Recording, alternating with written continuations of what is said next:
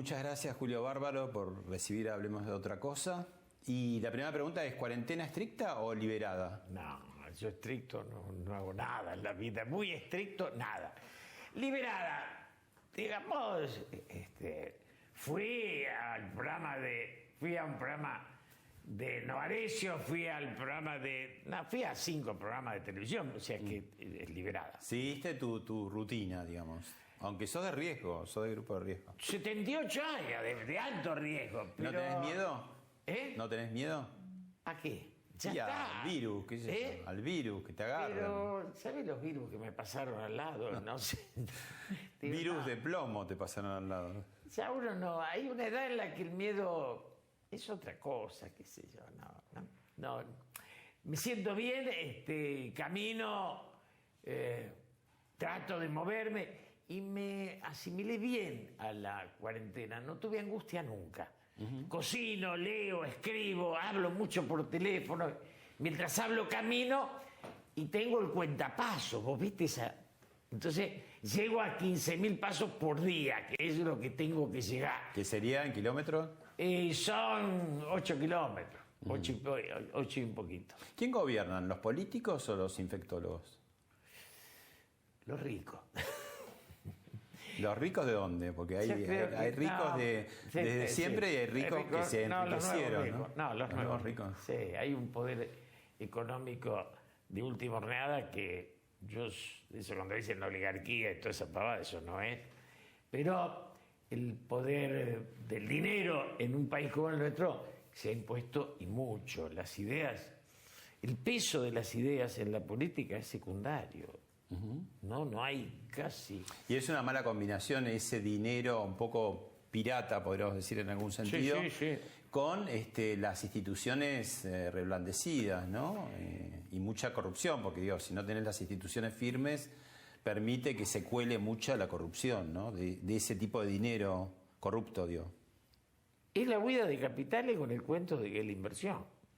Yo fui diputado en un país que ayer caminaba la avenida Santa Fe y la veía lo que era hace 50 años. La Argentina era otro país. Yo insisto que uno se repite, Pablo, pero yo no vi nunca un caído en la calle hasta que no viajé a Nueva York. ¿Vos sos hijo de colchonero y de costurera? Colchonero, sí, mi vieja primero fue obrera de la Valle y después fue costurera, sí. Ajá. ¿Y cómo era ese pasar, digamos? Era como que iban creciendo de a poco. Yo me crié en una familia, mi viejo y mi vieja no habían terminado la primaria. O sea, se daba todavía aquella época de la ascendencia de los padres, que el hijo va a ser, mi hijo el doctor, ¿no? Vos de alguna manera. Me dijo que lo eduquen los curas porque yo no sé. Y me mandaba al colegio cura. Mi hijo era socialista. Sí. Antiperonista, pero ni te imaginas cómo. Pero... ¿Y de dónde te viene la religión? Porque digo, siendo socialista no era tan creyente. Porque yo fui toda mi vida a colegios de... No, ya sé, pero tu padre siendo socialista también era católico, era socialista y católico. Ajá. Y mi abuela, que era la que mandaba, porque esto de que las mujeres tienen poder ahora, el matriarcado, mi abuela tenía 8 hijos, pegaba un grito y se hacían toda la veña. Digo, el poder de las mujeres en aquel tiempo era un poder muy sólido. Distinta función, si querés, no vamos a entrar en ese debate. Bueno, pero era una familia de laburantes, digamos. Mi viejo con la máquina al hombro y yo a los 18 años, a los 13 me fui a un colegio agrícola que era un reformatorio. A 300 kilómetros de capital. ¿Por qué? ¿Pero no te aguantaban más o era...? Mezcla y mezcla, sí. Un poco. ¿Eras un adolescente difícil o qué? Difícil, a los 13 años me mandaron a Del Valle, que está a 280 kilómetros de la capital, y te venían a ver una vez por año si venían. O sea que no salías 10 meses. ¿Vos son cuántos hermanos? 3. Tres. Soy el mayor. Pero 10 meses que vos te quedabas ahí internado. Internado con frío, internado con, digamos, te daban un hacha y te decía galeña, te daban una pala y digamos una zanja. ¿Y qué aprendiste ahí? A vivir. A sobrevivir. A no quejarme nada. O sea, ¿no le hiciste asco a nada de laburo? Porque decís, taxista, pero ¿qué más? No, pero yo levanté maíz a mano, con la bolsa atada al cinturón y arrastrado entre el maizal. ¿Qué edad estabas hablando? ¿De qué edad? 15 años. O sea, menor de edad. Era Pero trabajo, sí, pero trabajo en esa ilegal. época- pero- en esa época no se importaba nada. Todas estas delicadeces que vinieron después, no tenían... Yo Bueno, ni en lo buena cuento. hora que vinieron. ¿Eh? En buena hora, en algún sentido. Vinieron en buena hora, pero yo lo cuento porque esto se puede contar. Salíamos con un frío No sos un chico traumado por todas esas cosas. feliz. Salíamos y el cura decía, hacía un frío, rompan escarcha. Entonces vos rompías la escarcha que estaba ahí al lado del camino, salíamos a trabajar. Sí. Agarren escarcha, agarrabas escarcha con las dos manos. Soltar escarcha. No la Porque sienten te más engarrotabas. calentita. ¿eh? Te engarrotabas. Claro, no la sienten más calentita las manos. Los sabañones eran otros mundos, pero mundos lindos. ¿Y del mundo de taxista qué te quedó? Yo tenía un Cian 60. Y Ahí ya eras más grande. ahí tenía 18. ¿Y había levante ahí, en taxi? Nada. Pero absolutamente nada. Yo te digo una cosa, la liberación femenina viene más o menos, la liberación, En los la 60. equiparación sexual femenina viene con nuestra aparición, pero antes no había nada. Nada quiero decir, te subía un marinero extranjero y te decía ¿dónde hay mujeres? 25 de mayo había 3 bares y no había nada. La Argentina era un país muy pacato, ¿no? Y después la virginidad femenina era un valor. En aquellos tiempos, ¿no? O sea que nada, con el taxi, laburo. ¿no? Nada, con el taxi esfuerzo. Después tuve mi primera novia en El Salvador, que... El colegio de curas tampoco te ayudaba, porque era colegio de varones solamente. colegio no solo no te ayudaba, era de una represión muy grande. Era, digamos, la represión era, casi te transitabas a la violencia. ¿En qué sentido? En que te volvías violento. Vos fuiste a El Salvador. Después fui a El Salvador, me puse, mi primer pareja era Alicia Contursi, hija de José María Contursi, ¿De que en ese tango? momento vivía con Grisel. Con la del Con la del tango. Claro, sí. Y muy lindo personaje, muy linda historia. Ella es una filósofa que ahora vive en Mendoza, muy inteligente, muy inteligente. Con ella transité todo el debate de la violencia. Porque en mi generación empieza el tema de matar o no matar. Vos fíjate que el cine para nosotros era clave para la reflexión. El Lorraine, que le decíamos... Todas las L, Lorca, Los Suar, Los Rey, Claro, Lorán. pero el Lorraine era como el troscomatógrafo, era, ¿no? Troscomatógrafo, muy bueno. Y ahí ibas a ver Buñuel, ibas a ver Fellini, ibas a ver Antonioni, ibas a ver Pontecorvo, la batalla de Argelia, el peso que tuvo. Después tenías el Cosmos 70 con todas las películas. Einstein, ¿no? Tenías con él, claro, Einstein, pero Einstein. digamos, el acorazado Potenkin, esas cosas. Octubre, todo Octubre. Pero nosotros siempre teníamos nuestra distancia con el PC, ¿no? Vos siempre, a ver, Guardia de Hierro siempre fue un poco más a la derecha. Era a la derecha y le hicieron mucha más fama de derecha. Pero ¿no? yo, esta historia que te cuento es antes de Guardia. Nosotros con el PC, yo me crió en la iglesia y me crió en el humanismo católico. Y después con Raimundo Ongaro.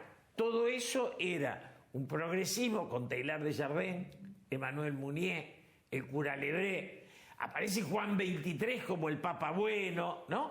¿Cuándo aparece tu peronismo? Porque tu casa socialista y qué más. Con ¿Radicales? socialista, había? no, socialista. Radicales Algún no. radical.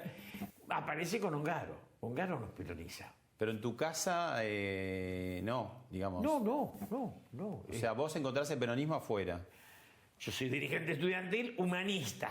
En el 63 yo era secretario de la Liga Humanista y logramos triunfar en la Universidad de Buenos Aires y poner a Julio Olivera, que era un social católico, un personaje maravilloso, un gran teórico que pudo haber sido premio Nobel, que practicaba esgrima de bastón, un tipo de aquella formación de los humanistas, ¿viste? Que también era Riccieri y Frondizi, que eran los tipos que dieron los Barenboim, ¿no? Esos personajes que dio la Argentina que ahora no da más. ¿Vos lo tuviste de profesor a Jorge Bergoglio? Yo lo tuve de amigo a Jorge Bergoglio porque en El Salvador, y después me peleó feo. Los jesuitas estaban ahí. Me, Y él fue profesor, digamos, ¿no? Pero conmigo yo no lo tuve, No lo profesor, tuviste. tuve después de provincial, y me peleo con él cuando él le entrega la universidad a los civiles. Él se saca la universidad encima, los jesuitas. En ese momento fue una decisión pesada. ¿Y por qué te peleas?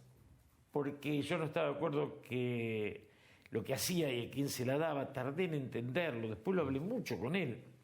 Mucho quiere decir, cuando él era cardenal hablé mucho, y cuando es papa me da 1 hora por año. Bueno, te invito a ver un video del Papa.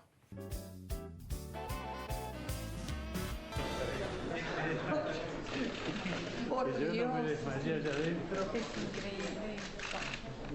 ¿Se acuerda cuando dijimos que nos íbamos en los días?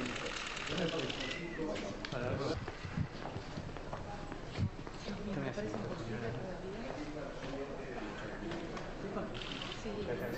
El secretario de Culto, Santiago de Estrada. Ahí está el saludo del Papa Francisco a Mauricio Macri.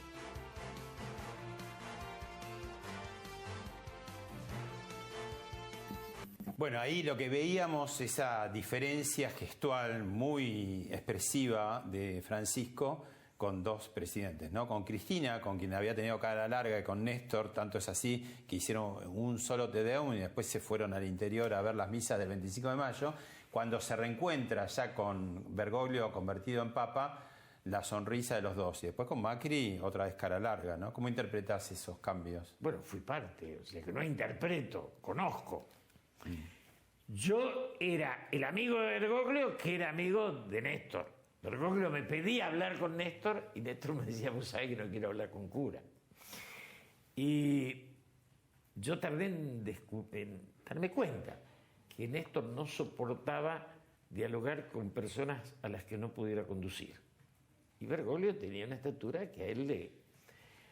Macri es un fracaso universal. Fracasó conmigo, fracasó con el país, también con el Papa. Yo estoy con el Papa. ¿Qué falló ahí en esa relación con el Papa? ¿Marcos Peña o...? No, esa estupidez de Mauricio. Acá, de tu cosecha, ¿no? Esta es de mi Una de cosecha. ¿Cuántas reuniones? ¿Cuántas reuniones? 5 horas me dio, 5 veces 1 hora.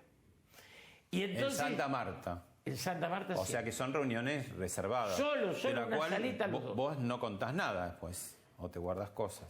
Si querés contar Yo acá. tengo un diálogo con él que es personal, que nos reímos, que a él le gusta cómo describo la realidad, pero te cuento esto solo.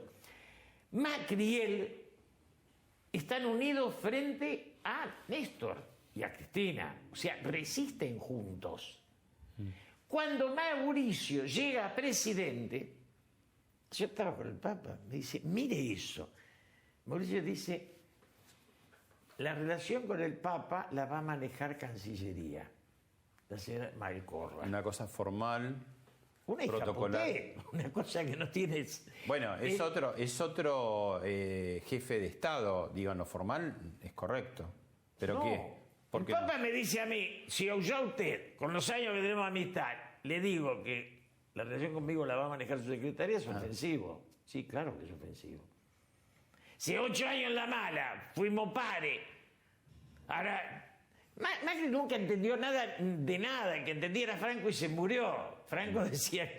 O sea, lo que hace ahí es devaluar la relación.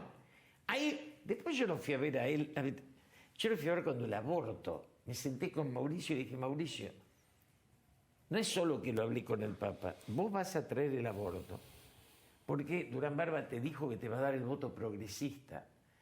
Vos vas a dejar a la Argentina en una nueva grieta, porque no la vas a poder resolver. Y tu votante no es el votante, no te va a dar el voto progresista. Pero, digamos, Mauricio, entre Marcos Peña, que es un analfabeto político importante, porque lo raro en la Argentina es la mezcla esta que se da entre soberbia y mediocridad. Cada tanto vos sos un tipo que se cree un genio. Tomar a Durán Barba como un pensador y no entender nada de la vida ni de la política. Yo le decía, pero ¿cómo podés tener ese tipo? No, ese me hizo ganar. No, te hizo ganar Cristina cuando lo puso a Scioli y Aníbal. No te hizo ganar el ecuatoriano. Entonces, el Papa nunca fue kirchnerista, nunca los vio en el poder, nada más que Cristina cuando lo ve Papa va corriendo y lo respeta. Mauricio lo ve Papa y, digamos, creyó que no servía. Pobrecito, que ahí está, no aparece más, no lo ve dónde está. Se construyó su propia estupidez. ¿Y el Papa es peronista? No. ¿Y qué es el Papa? Digo, más allá de que Pero el Papa... el jefe de la Iglesia el Papa Universal fue- y todo eso, digo, ¿tendría el Papa- su corazoncito político cuando estaba acá? No, nunca lo tuvo. Es un invento. Yo lo conozco de antes de ser, de existir eso. De que No era tendría nada de peronista. malo tampoco, ¿no? Digo, que Sí, tenga pero una... no lo es. No. El Papa es alguien que, digamos, yo lo veía acá. Cuando lo veía acá, cada vez que me iba caminando, me decía a mí mismo, me encontré con un ser superior. La espiritualidad de él es una cosa deslumbrante. Y él siempre tuvo una caricia al feligrés, a los de abajo, a los humildes. El abandono de la universidad es para dar el salto a las villas, que es lo que él quiere hacer. La única religiosidad es la que acompaña al necesitado. Y con Guardia de Hierro tuvo algo, por lo menos, o prohijó... Con Guardia prohijó en la etapa en que era Amelia Podetti, que era una pensadora importante. Después fallece Amelia, que era titular de cátedra en Derecho, y yo soy adjunto, y queda Cacho Piñón, que también un tipo importante. Y después ya vino la debacle y se convirtió en lo que la mayoría de las universidades argentinas... Pero por se eso lo asocian también un poco a Guardia de Hierro, al Papa. No, lo que pasa es que el Papa no tenía, y eso es una... Yo me acuerdo que después de discutir con él esto, él no tenía... La guerrilla había ganado todo y él se quería sacar la universidad encima. El único sector orgánico peronista no violento en ese momento era Guardia. Los que no queríamos, no caíamos en la tontería esta de que el poder está en la boca del fusil. Porque la sobrevivencia del mito de los revolucionarios, la guerrilla, es grotesca, Pablo. No pegaron una al arco. Bueno, ahora se cumplieron 50 años del secuestro y asesinato de Pedro Eugenio Aramburu. ¿Cómo procesó eso el peronismo en su momento? Porque de alguna manera tampoco es que Perón se opuso, digamos, la juventud maravillosa, ¿no? Que finalmente se desencanta el 1 de mayo del 74 cuando los trata de imberbes, pero digo... Primero, Perón no tiene nada que ver. Nada que ver. La muerte de Aramburu aparece como una... Yo era dirigente estudiantil. Quiero decir, a mí me buscaron y dialogué mucho. Se estaba armando con Ongaro la izquierda nacional que ayudaba. Se mata Aramburu porque Aramburu es el adelanto de la NUCE. Había en el ejército alguien que quería negociar y una derecha. Negociar la vuelta de Perón. Es la democratización. Que tenía que incluir... Tenía que incluir al peronismo, porque de última... Estaba derroca- proscripto desde el 55. Lo derrocan porque era antidemocrático. No había una sola muerte. Apenas sube Aramburu, matan los basurales por izquierda y mata a Valle y Cogorno por legal. O Y el sea, bombardeo antes también. el bombardeo... O sea, que la violencia estaba... Entonces, los tipos se dan cuenta que lo popular no puede estar aplastado. El primero es Aramburu, no Rojas. Pero qué raro, porque era, digamos, la figura más emblemática junto con el almirante Rojas, de más en contra del peronismo, el famoso decreto que no se podía nombrar a Sí, Perón. sí. Evita, No, eso duró. Pero él es el primero que toma conciencia de que hay que dialogar. ¿Y crees que tuvo algo que ver el gobierno del general Onganía? Pero, digamos, lo viví. No me la pueden contar. A mí me llamaron, yo laburaba al mercado de abasto, me ofrecieron, me acuerdo, me llevaron, fue la primera vez que vi un palier privado. Yo tenía un solo vaquero porque me había proletarizado. Entonces, me fueron a buscar un coche elegante y me llevaron a un lugar donde fue la primera vez que vi un palier como que tengo hoy, que toca timbre y no hay otro departamento. Y me dijeron, ¿cuánto ganas por mes? Y yo debería ganar de hoy 30.000. Me dijeron 300 si trabajas para nosotros. ¿Nosotros quién son? Era la rosca de IMA, donde los montos eran colaterales a eso. Después IMAS, funcionario muy importante de Onganía. Pero, digamos, todo hay un libro de un personaje que yo lo tenía por ahí, lo tengo en la biblioteca, Andá a cantarle a Gardel, de Alejandro Lozada, donde yo esos personajes los conocía a Diego Barreto, los conocí, digamos, los vi. Con Galimberti estuviste... Pero Galimberti era mi hermano, que Galimberti era, digamos, Galimberti íbamos a escuchar misa de Carlos Mujica Y ¿Ahí el Instituto de Cultura Religiosa? no, Rodríguez Peña. íbamos al A la al par. Instituto del Cáncer, allá en Nazca, en San Martín de Nazca, que había una iglesia chiquita. Y él se ponía piedritas en las rodillas para sufrir. ¿La Limberti? Sí. No, Y Limberti, un católico. después hizo sufrir a otros. Pero tuvo la gran virtud de nunca ceder su valentía. Galimberti peleó con su cuerpo. No es Firmenich, que se rajaba. No es el que da la orden. No, no. Igual es una Balazo en la carrera muy nuca. oscilante, ¿no? Porque digo, cerca de la guerrilla, de la juventud maravillosa, después se engancha una mina de la clase alta, después va, o sea, termina con el Corcho Rodríguez, digo, es una vida bastante... Nunca fue un militante, él fue un aventurero. Son cosas distintas. Hay un libro que se llama Retrato de un aventurero, con prólogo de Jean-Paul Sartre, que compara a Lorenz de Arabia, a von Salomon y a André Malraux.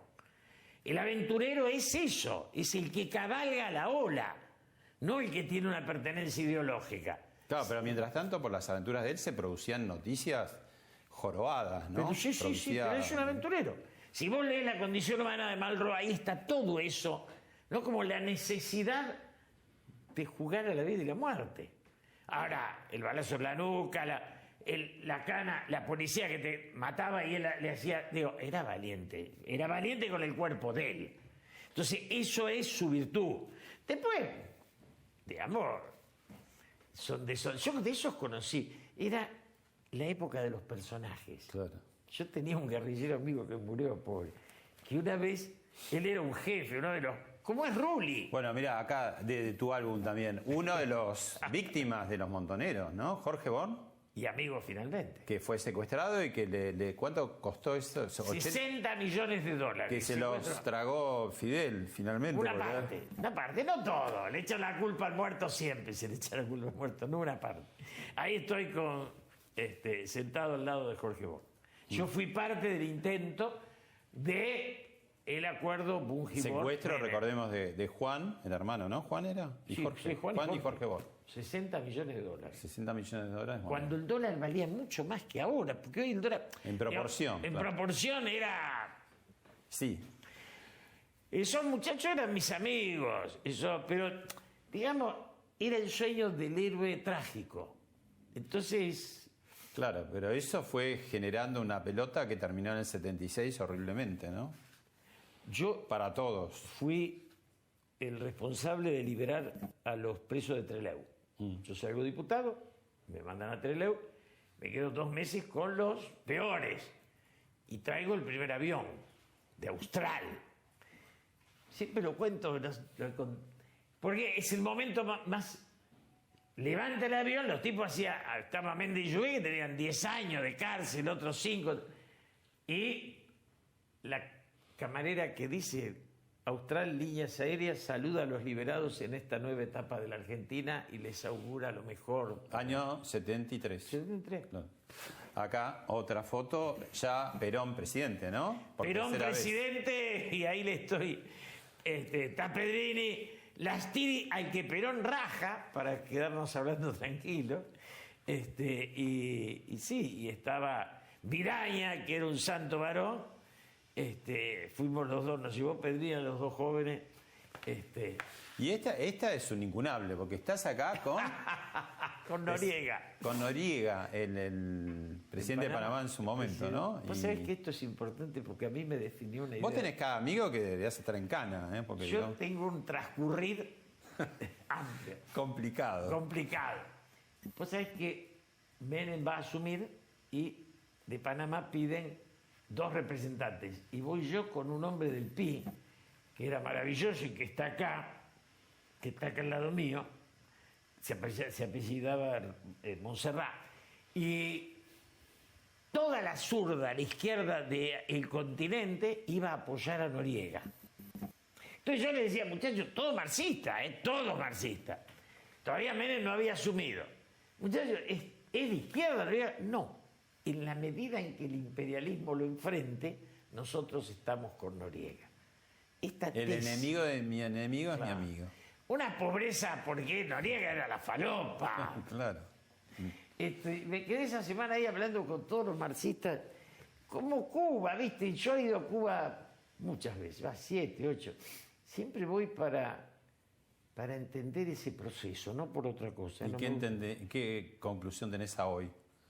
que es un fracaso atroz, un gran fracaso. Es el fracaso. Si es por mantener el poder, es un éxito notable. Porque, Sí, digamos, estamos hablando de 1959 uno, hasta ahora. La burocracia es horrible. Yo tengo algunos amigos marxistas que están realmente deprimidos, y si vos lográs que el de la calle te pierda miedo, te dice lo que siente. Sí, es bueno. Julio, te invito ahora a que escuches a 3 referentes muy importantes que pasaron por este programa hablando del peronismo para que nos introduzcamos en ese capítulo. Un movimiento rupturista en 1945, que venía de antes de un golpe de Estado, que estableció un modo de hacer la política, que fue el peronismo. Trajo algunas cosas buenas y trajo muchas cosas que sostenidas en el tiempo fueron malas. A las pruebas me remito. Yo creo que en 70 años la Argentina, con la hegemonía peronista, decreció, se volvió más decadente, cayó de manera catastrófica. Jorge Calvo, te acordás, el economista, dijo una cosa muy interesante. Dijo, los únicos que pueden hacer la reforma laboral son los peronistas. Y eso históricamente es así, porque los únicos tipos que pudieron empaquetar los gremios y hacer lo que quisieran siempre fueron los peronistas. Pichetto, creo yo, que hace un esfuerzo por inscribir al peronismo en la condición de partido y no de movimiento, de inscribirlo en las leyes del juego de la democracia republicana. No sé si lo ha logrado, diría que no. Bueno, ahí te tiran Fernández Díaz, Lanata y Kovadlov distintas miradas, ¿no?, del peronismo. Hay tanto para decir. ¿Qué estás de acuerdo de esto y qué no? Jorge Fernández Díaz fue mi amigo en algún momento, ¿no? ¿El verbo por qué en pasado? Bueno, podría ser, lo quiero mucho, lo respeto, pero se ha ido como convirtiendo en un fanático del otro lado. Cuando dice 70 años, dice cualquiera. La decadencia argentina tiene 45, no tiene 70. Cuando dicen 70 es porque se abrazan a la década infame. O sea, lo que están diciendo, así entre comillas, es lo que arruinó el país, era la democracia. Perón, con todos sus defectos, viene con los votos. Antes no había voto. O sea, cuando dicen 70 años, están diciendo, los votos arruinaron el país. Maravilloso. No es así. Porque además, en esos 70 años están los 18 de la proscripción. Y están los de las dictaduras. Y está, Igual convengamos que desde, por ejemplo, del 83 para acá, quienes más han gobernado pero eso han no sido es los peronistas. Eso no es. A ver, hay un peronismo gorila que es Menem, con Cavallo, con María Julia, que si querés es la tradición, el nombre. Bueno, con vos también fuiste secretario de Cultura. Sí, pero de Menem. 2 años, salí rajando. 2 años, de 10, 2. O sea, no es que me quedé. Igual los peronistas siempre cuando no les gusta algo dicen, no, este no era peronista, López Rega no era peronista, Menem no era peronista, ¿Por qué Cámpora no era... Los marxistas también dicen eso. Bueno, pero Stalin entonces... no era marxista. Los radicales te van a Pero decir... háganse cargo de algo, digo. Nadie se hace... Digamos, yo digo, el peronismo muere con Perón. Lo que vino después no fue ideológicamente nada parecido. Y tampoco lo radical, el radicalismo de Alfonsín, que era el Internacional Socialista, a Menem, son 3 partidos.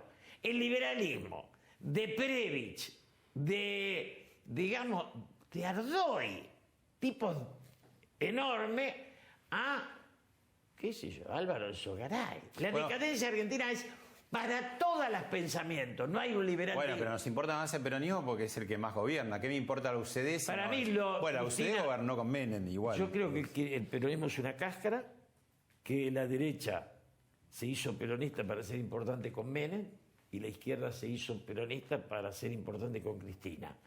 Pero en realidad, las ideas centrales, Perón nacionaliza los ferrocarriles, Menem los vende. Sí. Cristina, privatiza YPF, privatiza YPF, Cristina con Oscar Parrilli de miembro informante. O sea, eso no hay ideología. Y acá después hay la negocio. tatiza de vuelta. Y en el ir y venir de estatizar y privatizar quedan muchos billetes pegados. ¿Cómo? Todos. ¿Cómo mucho? Todo. Acá se hizo desde la vuelta de la democracia hasta ahora, si un periodista se pusiera a analizar las riquezas de los intermediarios, digamos, empresarios, sindicalistas, políticos, te vas a encontrar con un desclasamiento brutal, Pablo. Los que nos mantenemos en nuestra clase somos los derrotados o los expulsados, pero el poder en sí son cajas. Caja para Macri, digamos, para entre los cuadernos. Y Duhovne, que dice Cristina fue buena porque endeudó poco y le creció el 40% de la deuda nacional. A Macri me sacó el 25% de mi capacidad de adquisición. Digamos, nosotros deambulamos entre dos fracasos. El fracaso de Cristina y el fracaso de Macri. Hoy hay que sacarse a los dos de encima. Bueno, contame cómo era el Congreso del 73 del que fuiste parte. Era un lujo. ¿Era un lujo? Pero era una época brava de que hablabas hace un rato. ¿Estabas calzado, por ejemplo? Sí. Al entrar de diputado te daban una 9 milímetros. ¿Y? A las reuniones, por ejemplo, una reunión como hoy, había una mesita donde cada uno ponía su arma. En vez de los celulares dejaban todas las pistolas. No había celulares. Por eso, había dejaban las pistolas. Entonces una llevaba acá, otra llevaba acá, pero sí. Pero era violenta, pero talento, mucho.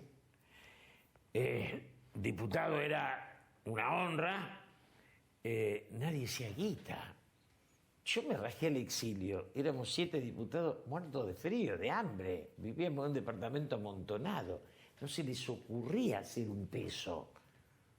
Era una cosa, digamos, era realmente la etapa de la entrega. Después discutía si violencia, si no violencia.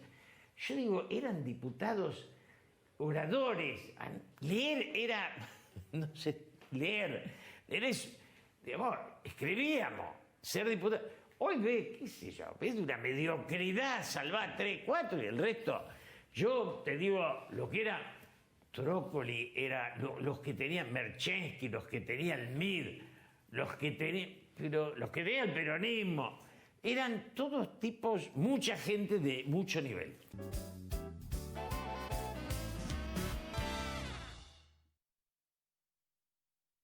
Hasta el miércoles, 40% de descuento en la segunda unidad y un 30% más exclusivo de nuestra comunidad, llevando 2 productos iguales. En Bimbo Artesano, salchichas bienísimas, marcas seleccionadas de galletitas y snacks, y en todos los jabones en polvo y suavizantes para lavar la ropa. Cuidado oral.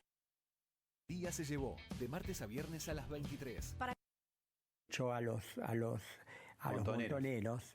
74. Hubo un grupo de electrodomésticos, neumáticos, herramientas, perfumes y bicicletas.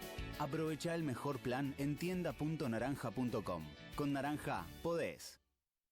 Ahora en Coto, ofertas todos los días. Hasta el miércoles, 50% de descuento en la segunda unidad y un 30% más exclusivo de nuestra comunidad, llevando 2 productos iguales en Haggis, Higienol y Pantene. 2x1 en Villa del Sur botella por 2 litros y cuarto. 3x2 en cervezas seleccionadas. 40% de descuento en cápsulas Dolce Gusto. Además, hasta el domingo, filete merluza a 259 pesos por kilo. Vacío a 279 pesos con 90 por kilo. Y asado a 225 pesos por kilo. Coto, yo te conozco.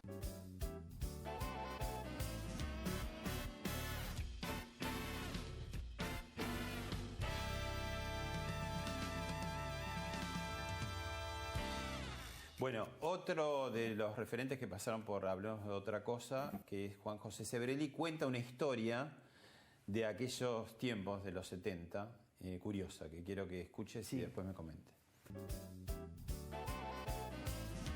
El famoso acto que se hizo del 1 de mayo, donde Perón echó a los montoneros, 74. Hubo un grupo del FLH, porque el FLH ya estaba dividido. El Frente de Liberación Homosexual. Sí, pero ya estaba dividido. Ya había un pequeño grupo liderado por Néstor Perlonger que adhería al peronismo. Yo estaba en un grupo adverso, junto con Blas Matamoros y otros.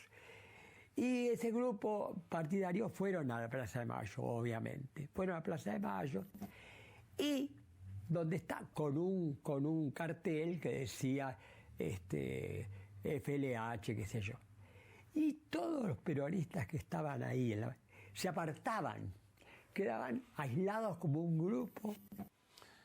Ahí lo que hace Sebrelli es un poco aludir a cierta homofobia de la época, porque dice que se apartaban justamente de esa... Yo lo quiero, Juan José. Sí. Lo quiero, suelo tomar café cuando era época. En la cuando vida se puede tomar café. Cuando se podía. Sí.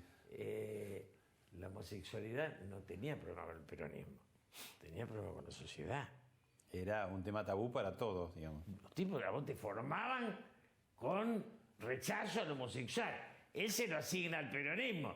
Si va a un acto radical, conservador, si va al Jockey Club, lo sacaban rajando. Bueno, pero te decimos a vos porque sos peronista. A los radicales vamos otro día y le decimos. El peronismo es un pedazo de la realidad y tiene los mismos vicios que la realidad. Y el machismo argentino abarcaba a todos los partidos. A todos. Vos dijiste en algún momento el peronismo es un recuerdo que da votos. Lo sigo sosteniendo. Sí, no es nada. No hay ninguna idea.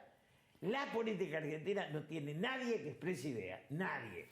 ¿No hace el peronismo especialmente como una romantización de la política? Que todo es la emocionalidad. No. Bueno, hizo. Ahora pero vive un poco de esa ahora emoción. vive de las cajas. Dale. No, bueno, eso para adentro, te estoy diciendo. Para adentro y para afuera. Para todos afuera. saben. Ya está. Digo, en la vida es por amor o por plata. No hay prostitución de los románticos. La política argentina está prostituida esencialmente. Si algunos son disfraz peronista, otros... Es un gran carnaval, es un cambalache disepoliano. Nada más que se equivoca Disépolo, dice, los inmorales nos han igualado. Y en realidad nos superaron por mucho. Bueno, te llevo al túnel del tiempo a un momento muy solemne que tiene para vos muchas implicancias. Siempre lo traes a colación. Lo vemos y lo charlamos.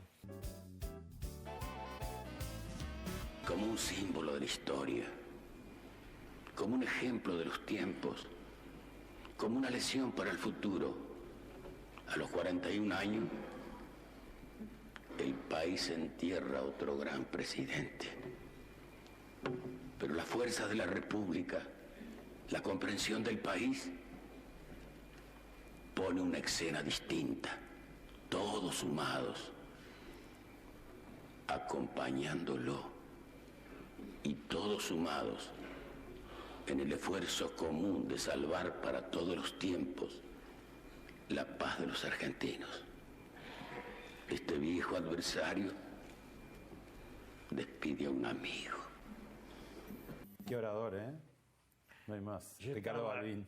Yo estaba cerquita, porque yo era diputado, y no solo que orador, era un hombre de esa humildad, de esos que todavía se respetaba la coherencia, ¿no? Un hombre que nunca hizo plata. Que había estado preso en la época de Perón. Que había estado preso en la época de Perón. Son tipos... Es como si vos vas a Europa y decís, acá se mataron los alemanes y los franceses. Se mataron. Y hoy son un mercado común. O sea, los grandes pasos los dan los grandes hombres. Para eso tuviste a De Gaulle y a Churchill, lo tuviste a Adenauer, tuviste un grupo de personas que sale de una masacre con millones de muertos y hace un país. La España que hace... Digamos, sale de la ETA, sale de una guerra civil con 1 millón de muertos. Y esa España hace un acuerdo. Y acá, cada vez que vas a hablar de un acuerdo, viene uno y te dice, no, mire, pero tiene salpicado el zapato, qué sé yo. Hay una estupidización. Ahora, vos hablás recurrentemente del abrazo Perón-Balbín, pero duró 10 minutos el abrazo de Perón-Balbín. Duró muy poco. Vos sabés que nosotros creíamos que la fórmula iba a ser Perón-Balbín. Y acá en el Cervantes yo fui como congresal y peleé para que sea Perón-Balbín. Los Montos jugaron a que fuera Isabel. Para que el proceso se deteriorara más. Cuanto peor, mejor. Decía. Pero la derecha también, ¿no? Norma Kennedy. La derecha nos aplastaba. Nos achicamos y perdimos. Pero Balbín estaba dispuesto a aceptar. Perón se niega a ir ese día, se le va a transmitir, todavía quedan 2 vivos de los que le fueron a decir a Perón, la fórmula es Perón-Isabel, se para y les dice, al nepotismo se lo combate hasta en el África. Esa frase no la quieren tomar, no la quieren repetir, porque después inventaron la lealtad a Isabel. Perón no quería. Tardan una semana en convencerlo, no viene al Cervantes. Tienen que ir, llenarle la cabeza, si de general no hay otras. Y a mí Lorenzo Miguel me dice, ¿y si se me muere y queda Balbín? Y quedamos ahí en esa. La pequeña, digo, ahí estaba enfermo Robledo, que hubiera sido una figura clave. Robledo era fue ministro de Justicia, del Interior, después también. Y era respetado por Ahora, el todos. peronismo siempre juega finalmente mal, porque vos decís, el primer Perón lo iba a poner a Mercante, lo saca Mercante y va a la reelección. La Argentina juega mal. Después, Perdón, Pablo, después, ¿quién jugó bien? bueno, no, pero hablemos del peronismo. No, es que vos me sacás a Argentina para salirte del peronismo. No, siempre. yo no salgo. La Argentina viene en decadencia. Con gobiernos peronistas, radicales, dictatoriales, de la Rúa, viene en decadencia. Después la decadencia le pone un hombre peronista, radical, liberal. Pero yo lo que te digo, después de Alfonsín podría haber sido Cafiero el presidente y eligieron a Menem. Después en la reelección podrían haber elegido a Bordón y a Chacho Álvarez. Y tampoco. Acá yo presento mi primer libro con Mona Moncalvillo, con Bronca y Esperanza, y me lo presentan Carlos Grosso, el Chacho Álvarez y el Pilo Bordón. Bueno, esto, ¿sabes cómo se llama? El fracaso de una generación. Me incluyo, Bueno, era la renovación peronista. Era porque el gran fracaso es la coordinadora radical, que no queda uno. Vos fíjate, cuando estaba Alfonsín, la coordinadora se soñaba la heredera del poder de Alfonsín. Y da como espejo... Sería como una especie de la cámpora pasteurizada. Claro, da como espejo. Ahí estaba, digamos, Nosiglia, Stubrin, Storani, Jesús Rodríguez, el Changi Cáceres, todo ese grupo. Eso da como reflejo la renovación peronista. Ese grupo... Bueno, pero yo lo que te digo es que Bordón y Chacho tuvieron una posibilidad en el 95 y sin embargo nuevamente fue Carlos Menem. Sí, claro, que fue Carlos Menem, ¿no? Porque el poder... Y después cuando Duhalde buscaba un candidato, buscó de la Sota, buscó Reutemann y termina en Kirchner. Digo, siempre ahí es como que el peronismo termina en el peor candidato. La Argentina termina en lo peor. La Argentina no... Pero es que entonces no es muy pesimista, va a seguir así. Macri era lo peor del liberalismo. ¿Hay algo peor del liberalismo que Macri? ¿Lo llamaste a Macri? Escúchalo entonces, mirá. ¿Sabes las veces que lo escuché? La Argentina ha ido por un comportamiento basado en una cultura de yo conquisto el poder y abuso del poder. Me apropio del poder. No soy un servidor público, sino me sirvo yo antes que nadie. Y eso desde la política, con el empresariado, con el sindicalismo, con la justicia, se fueron generando ámbitos de poder arbitrarios, ¿no? De comportamientos mafiosos, el cual vimos en el caso del Pata Medina, que se puede repetir en los 4 ámbitos, y no solamente nos quedemos con los sindicalistas, donde él dominaba el empresariado local, la justicia, la policía. Entonces él era la ley en La Plata, ya todo estaba condicionado por el Pata Medina. Y esto puedo sacarte un sindicalista y ponerte un empresario, o puedo ponerte un juez, o puedo ponerte un político. Fíjate 2 cosas. ¿Qué pensás de lo que dice? Y después contame qué le pasó a Macri. No, Macri nunca creyó en nada. Yo discutí... Pero esto que dice, ¿cuán lejos está, digamos? Porque lo tiene Angelilli, todo lo que él hace es lo que él dice. Lo que dice que está mal. Claro, hace lo mismo. ¿Qué hizo? Lo pone a Duhovne, lo echa a Melconian, que es la economía, lo pone a Duhovne para sacar la guita a los amigos. Sube las tarifas como un loco, ya venía de afanarse los peajes. Las rutas las hacen los argentinos, se las afanan los Macri. No hicieron una ruta los muchachos, ¿eh? Nosotros en un país saqueado. Lo que hizo el pueblo se lo llevaron los privados. Eso se llama privatización. O sea, cuando un tipo por la calle te pone una pistola en la cabeza y te dice, dame tu guita, está privatizando. Se la lleva para él. Entonces, yo la voy a administrar mejor. Ahora, vos tenías en algún momento cierta expectativa hacia María Eugenia Vidal, por ejemplo. Hacia él tuve. Con Macri hablé horas, horas y horas. ¿Qué pensás? ¿Por qué? ¿Cuál era tu expectativa o tu esperanza? Yo lo conté, me cita él cuando era intendente y ya le falta para subir a presidente, me cita él, María Eugenia de la Michetti, Pinedo, Durán Barba y yo. Todos así sentados, almorzando en la intendencia, y me dice, Durán Barba, dice, ¿qué pide usted para ingresar al PRO? Y yo le contesto, si Mauricio aclara que cuando asume de presidente le entrega el juego a las instituciones de bien público para levantar a los caídos en la calle, yo firmo mi ficha de afiliación hoy mismo. Y nunca te lo dieron. ¿Cómo? Salimos y Pinedo me dijo, no, buena excusa para no venir más la tuya. Si estaba... O sea, paren con un afano, estoy diciendo eso. Un curro, devuélvanlo. El juego es un curro infernal. Que no tiene partido. ¿Qué va a tener partido? Antes la agarraba Néstor y después la agarró Mauricio. Le dije a Marcos Peña, deja tanto por semana. Lo tiran en una bolsa, lo tiran en la vía, avísame que lo voy a buscar o la agarrás vos. Si acá el saqueo está publicitado. ¿Y por qué tuviste expectativa posteriormente por María Eugenia Vidal en una combinación con el peronismo también? No, no sé cómo... claro, la tuve yo solo, no, la tuvo también la tuvo Massa. Digamos que estaba convencido de que iban a hacer una lista juntos. Lo que pasa es que estaban las dos brutos, estaba Durán Barba, Marco Peña y Macri. Entre los tres buscaban el fracaso construido intelectualmente. Cuando hay un momento en que Massa arregla con Vidal de ir juntos, poco antes de las elecciones. Y Durán Barba dice que van a perder votos. No, el cachivache ese es una cosa... ¿Y vos creés que eso podría haber funcionado? Más bien que funcionó. Yo dije por televisión... O sea, es un poco diluido el abrazo de Perón y Balbín, ¿no? No, digamos, yo decía, juntar dos... yo dije siempre por televisión, ni Macri ni Cristina pueden ganar. El que se corra gana. Si se corría Macri y la ponía María Eugenia, podía haber sido María Eugenia presidenta. Pero como es más enano, entonces Cristina, que le jugaba al póker de taquito, le puso al otro y lo aplastó. Entonces cuando él cuenta... Vos decís que el 40% de Macri no es de Macri, sino del antiperonismo. Del antiperonismo y el antikirchnerismo, que es peor que el antiperonismo.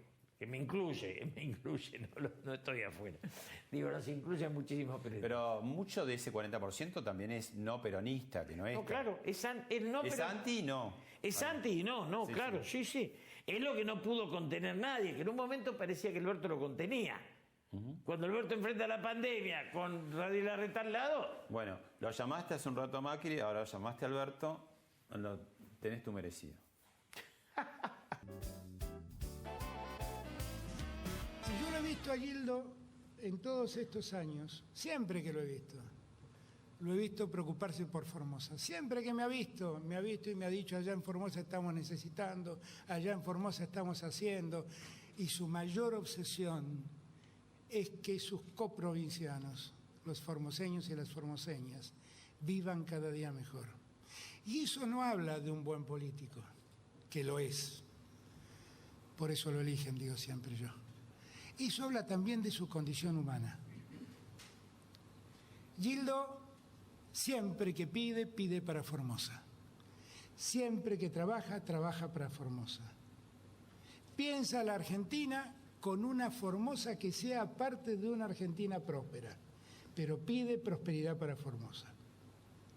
Y esos son los mejores políticos, y son los mejores seres humanos. Gildo es lo mejor para Formosa, pero analizar los índices de Formosa no son buenos. El tema central de Alberto es que no define un rumbo político. ¿Crees que él es gerente de Cristina o anida en él ser líder en algún momento? No, él, digamos... No, porque Alberto hay esas dos opciones, no hay más. Él es un pragmático. Y vos fíjate cómo sus ministros, que para mí tiene un gabinete muy mediocre, no hablan, les quitó la palabra. Solo habla él.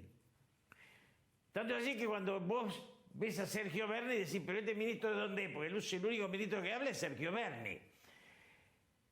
Alberto ha desautorizado a su grupo, ha devaluado su grupo, y yo no creo que se esté limitado por Cristina, está limitado por su propia manera de virar. Macri y... Vos te desencantaste un poco porque al principio... Totalmente, sí, yo he sido amigo de él, pero me pudre esto, él está bien lo que hace con Larreta y Kicillof, esto es excelente porque esto vale, pero después no dan un salto a construir un espacio mayor.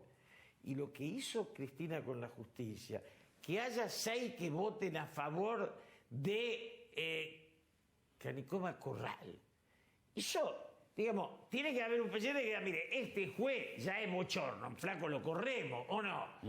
Porque son cosas que van más allá del peronismo, del radicalismo. Como, digamos, ahora parece que Macri manejaba con Arriba y Magdalán y los cepillos. Flaco, paren de una vez, lo hacen de los dos lados. Porque entonces todos te dan el discurso antes. Y Alberto se está debilitando porque no toma realmente un rumbo. Acá el rumbo es, vamos a dar trabajo porque eso, ¿qué es gobernar? Dar trabajo. Hay que sacar el subsidio y convertirlo en salario. Hay que inventar trabajo, hay que parar la concentración. ¿Sabes las veces que le dije a Macri? Vos lo tenés ahí a Mario Quintana. Cada farmacia que avanza Farmacity es un clase media que degradás en clase baja. La concentración, los supermercados, el Carrefour no está en París. Matan 200 almaceneros. La ganancia de la gaseosa se la dejaste a los franceses. Hay una desnacionalización. Nosotros fabricábamos aviones, fabricábamos locomotoras, vagones, coches, motos. Y ahora, en nombre del peronismo, Randazzo importó lo durmiente. Te hago las 3 últimas cortas. ¿Sos padrino de Juan Grabois? Sí. ¿Por qué? Porque Roberto era mi gran amigo y Olga Grabois también. ¿Y cuán cerca estás o lejos de Juan? Y Roberto, ahí estamos, en la hora de los hornos estamos juntos, Roberto y yo. Él era marxista, yo católico. Y Olga es católica y cuando nació Juan me pidió a mí que sea padrino. Pero lo vi hasta los 10, 11, 12 años, ahora no lo veo. ¿No le haces regalo para el cumpleaños hace mucho? Antes le hacía, ahora no. Bueno, ¿de qué vivís, Julio? Primero, estoy jubilado de diputado. Segundo, me gano unos pesos escribiendo, bastante bien. Y después tengo una pequeña hacienda, unas vacas, con las cuales mi hija dice que pierdo, pero también gano. ¿Cuál sería tu profesión ahora? ¿Sos un influyente, un falso influyente? No, ¿Sos un ¿qué voy a ser? hablador? ¿Sos un armador? Soy un opositor que intenta pensar, que le gustan los que piensan. Lo veo a Pañi. Eduardo Fidanza para mí es uno de los tipos más inteligentes. Me duele que las universidades no dan pensadores. Son pocos los que podés leer. Es una Argentina muy decadente en el pensamiento, muy decadente. Y lo que más me interesa es escribir y dialogar sobre ideas. Quiero participar de la construcción de un país. Pero puedo hablar con Mario Negri, puedo hablar con aquellos que tienen la mente abierta, que no creen que el enemigo es el peronismo, el radicalismo, la liberales. Yo no creo que... Bueno, la última. ¿Alguna vez quisiste ir a un foniatra para ver qué pasa con esa voz de rallador que tenés? De ginebra. La cantidad de dicen. cigarrillos y de alcohol que yo me mandé para llegar a esta ronquera es una inversión, no la voy a malgastar. Es como ir... Y además es la marca registrada. Y además es como ir a un psiquiatra que me saque el trauma. Si yo tengo un trauma que ya es incurable. No, pero como decía Tejada Gómez, hablando de los que yo no quiero, tiene un perro, un amante y un psicoanalista que le amansa la muerte 2 veces por semana. De eso nada para mí. Yo soy un transgresor. Y no me gustan los oficialismos. Lo que hice a Macri lo enfrenté, lo que hice a Kirchner lo enfrenté, y ahora Alberto, que podría haber sido amigo, no me gusta, porque el país sigue cayendo, la pobreza sigue creciendo. Y entonces ser oficialista es parasitar la decadencia, y no quiero. Gracias, Julio. Gracias a vos.